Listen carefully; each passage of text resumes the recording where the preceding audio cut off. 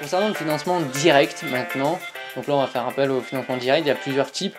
Donc en détail, donc le marché monétaire, donc comme je vous disais avant, c'est le marché inter-entreprise. Marché financier, vous avez le marché primaire, donc c'est là où on va émettre de nouveaux titres, de nouvelles actions, obligations.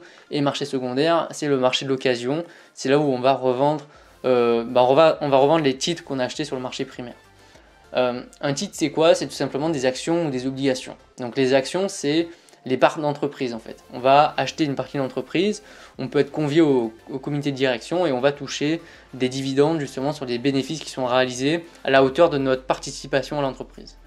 Les obligations, en fait, on va financer une dette d'une entreprise, ça peut être d'une entreprise ou de l'État, on va participer au financement de sa dette et ensuite on va recevoir le remboursement de l'argent qu'on a prêté avec évidemment des intérêts de l'ordre souvent de 4-5%, donc c'est des taux plus importants que la banque, c'est pas des taux énormes, mais c'est beaucoup moins risqué que les actions.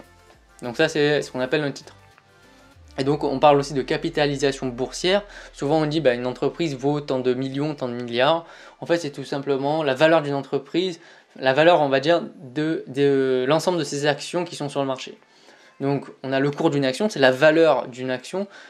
Ça marche comme tout marché, hein. On a des offreurs et des demandeurs et qui varient en fonction de l'offre et de la demande.